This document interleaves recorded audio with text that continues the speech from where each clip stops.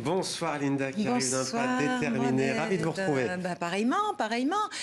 Vous avez bien sûr remarqué, Mohamed, que les variants du coronavirus ont changé de nom récemment. C'est vrai.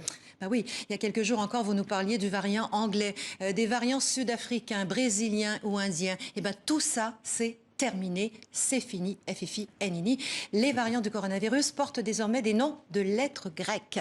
Alpha, bêta, gamma, delta. Pourquoi ces changements? Eh bien parce que l'OMS veut éviter la stigmatisation et la discrimination des populations et des lieux où ces nouvelles souches ont été identifiées. Souvenez-vous des attaques contre la communauté asiatique aux États-Unis. Souvenez-vous du virus chinois de Donald Trump. Alors pourquoi des lettres grecques? Eh bien parce que l'OMS les trouve faciles à prononcer et à mémoriser. Alpha, c'est la première lettre de l'alphabet grec. C'est désormais le nom du variant anglais qu'on a découvert en octobre 2020 au Royaume-Uni. Ça a été le premier variant jugé préoccupant par l'OMS. Ils ne le sont pas tous, heureusement. Alpha, lui, est considéré très dangereux. Il se répand dans le monde. Décembre 2020, Mohamed, le variant sud-africain fait son apparition. Deuxième variant dangereux, deuxième lettre de l'alphabet. On l'appellera bêta. Bêta est un ami proche d'Alpha.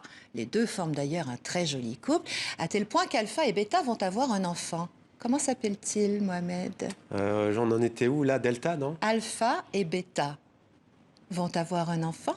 Comment s'appelle-t-il? Allez-y. Alphabet.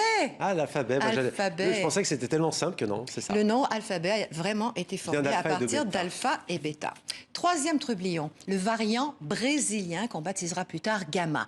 Gamma, c'est le nom de la troisième lettre de l'alphabet grec. Le variant gamma apparaît fin 2020 au Brésil et il contredit tout ce qu'on pensait savoir à ce moment-là. Il déclenche une deuxième vague brésilienne, une vague intense, en particulier à Manaus, une ville qui pensait avoir atteint l'immunité collective. La planète entière s'interroge et réajuste son masque. C'est alors qu'on découvre le fameux Delta, dont tout le monde parle en ce moment. Delta affole la planète, c'est le variant indien, arrivé en octobre 2020, et que l'OMS a classé dans la catégorie des variants préoccupants au mois de mai de cette année seulement. Delta, c'est la quatrième lettre de l'alphabet grec, et en majuscule, delta forme un triangle. Les Grecs l'employaient pour désigner les zones situées à l'embouchure du Nil, le delta du Nil. Une question, Mohamed. Avez-vous déjà fait du deltaplane? Non, pas encore. Vous avez remarqué la forme des ailes du deltaplane? Oui, c'est vrai. Hein? Un delta majuscule, c'est pour ça qu'on a nommé cet engin deltaplane. Je récapitule.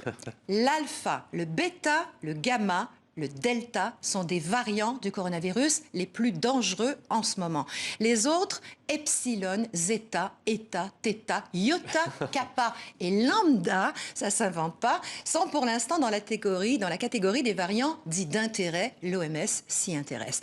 On sera peut-être sorti du bois quand on aura atteint l'oméga, 24e et dernière lettre de l'alphabet grec. On aura ainsi réuni l'alpha et l'oméga, le commencement et la fin, en espérant toutefois qu'on n'ait pas besoin d'aller jusque-là. Merci Linda pour cette chronique. Merci.